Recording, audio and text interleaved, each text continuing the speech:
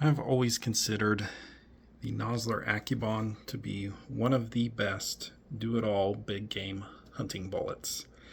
Especially in 30 caliber, this 200 grain Accubon in a Magnum is really tough to beat. But what if I were to tell you that Federal just about made the perfect big game hunting bullet? Move over, Nosler Accubon. The Federal Terminal Ascent is here. Now, before you guys all correct me in the comments section, yes, I know, this bullet isn't brand spanking new. It's been around the block for a little bit.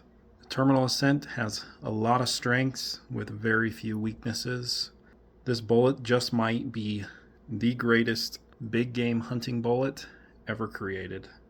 In this video, we're going to talk about the strengths and the few weaknesses of the Terminal Ascent, and eventually I'm going to show you range results of this 200 grain Terminal Ascent in my 300 Weatherby and in a 300 PRC. I just wanted to make a huge shout out to the viewer that paid for these and sent these bullets to me. Huge shout out to Accuracy First. Let's quickly talk about the bullet construction. Obviously in the front it has a polymer tip. The front half of this bullet is bonded. So it's molecularly bonded to the core, so you will not have any type of separation. You'll have very controlled expansion. And what makes this one unique is the bottom half, the boat tail and the bottom of the shank of the bullet is all copper. This is like a modern high BC version of a Swift A-frame. Now when you put it up against the 200 grain Accubon, you can tell that some of it is made of all copper just because the bullet is longer than the Accubon. Now, as far as BC goes, let's talk numbers. G1 BC of 0.608 and a G7 BC of 0.304. That does beat out the Accubons, which is a G1 of 0.588. Another popular bullet, the Hornady 200 grain ELDX. The Terminal Ascent beats it out barely. Let's talk about its strengths. First of all, this bullet, for its weight, has quite a good BC. It almost rivals Burger bullets, and, well, it does beat out the Hornady's ELDX. Another strength to this bullet, now this is debatable. Some people love bullets blowing up on game. I personally don't. With it being bonded in the front and a monolithic in the back, you are going to have incredible penetration. You're also going to have very good controlled expansion, with it being very unlikely that you will be losing any of your pedals, and really you'll never have a jacket core separation. Another bonus for this Federal Terminal Ascent bullet is for you factory ammo shooters, there's a lot of bullet options. There's a 175 grain and a 200 grain for 30 caliber. There's a 155 grain and 170 grain for 7mm. There's just some good options for each caliber. So what are the downsides? Well, I see really only two big downsides, and they are quite big. Number one, this bullet is just about impossible to get for the reloader. The 175 grain Terminal Ascent and 30 caliber is also extremely difficult, but the only reason I got these was a viewer of the channel apparently has a connection, and if you haven't told yet, these are actually pulled bullets. So all of these bullets have been pulled from factory ammo. That's how difficult these bullets are to get. Now, if you shoot factory ammo, it's a whole lot easier to get them. But as a reloader, they're just about impossible to get.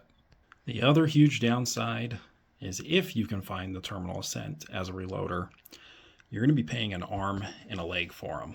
It makes the Nosler Accubon blush when it sees the cost of a Terminal Ascent. And when the Accubon seems like a steal of a deal compared to the Terminal Ascent, you know the Terminal Ascent is stupidly expensive. I just looked. If you can find them, you're looking at a box of 50 for about 90 bucks. Whew, that's expensive. Let's talk about the main cartridge and rifle I'm going to be shooting these Terminal Ascent in. It's, of course, my baby, the 300 Weatherby Magnum. Now I have some good powder options. Definitely considered using M560. 7828 is a staple for 300 Weatherby. H1000 is also good. Reloader 22 and H4831SC. Now, what I'm worried most about is getting this bullet to be accurate. Now, I've shot factory ammo in 30-06. I've seen others shoot it in other cartridges. It's been hit and miss on accuracy wise, so I want to give the best shot for my rifle, and there's really only one powder that it loves the most easily, Reloader 22. It's not going to get me the best velocities, but I'm not really worried about velocity in a 300 Weatherby. We'll get plenty of that even with Reloader 22. But I've by far have gotten my best groups, my sub-half MOA groups with this powder. Just wanted to show you the hypothetical numbers that GRT gave me with Reloader 22. We're looking at loading this 3.564 26-inch barrel. We don't have the federal Terminal Ascent in GRT, so I'm using something somewhat similar. So I definitely think real-world results are going to be different from GRT. We're using Reloader 22. Here's what I'm thinking we're going to be getting. We're going to be getting anywhere from high 2,900 to close to 3,100 feet per second with the loads that I've loaded up. As I said, the 200 grain LRX in GRT is not going to be a perfect substitute for the Terminal Ascent, but I did find something interesting. The projectile length for the LRX is 1.626, while Terminal Ascent is 1.615. So, yeah, they're relatively close. Let's do some hypothetical ballistics. Let's say I get 3/4 inch groups or smaller, and I'm getting around 3,100 feet per second. I would 100% switch to these Terminal Ascent over my personal AccuBond load.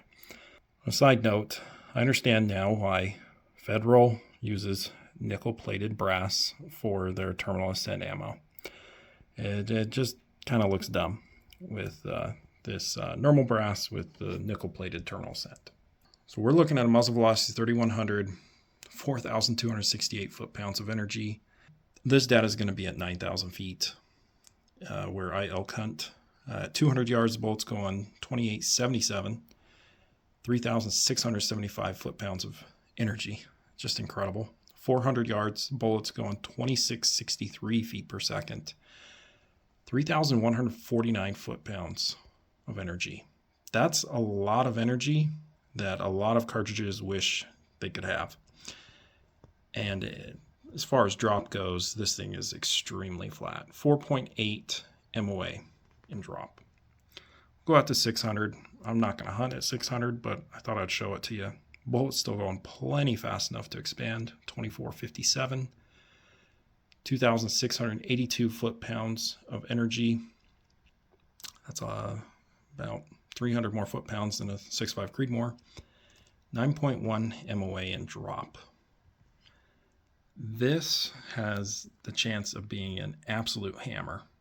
Down the road, I'm going to be loading up this Terminal Ascent in the 300 PRC.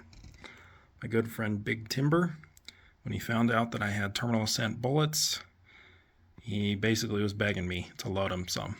We will do a little bit of load development for the 300 PRC. Should be some fun videos ahead with the accuracy of the Terminal Ascent. And who knows, maybe Big Timber will be using this Terminal Ascent to hunt elk this fall.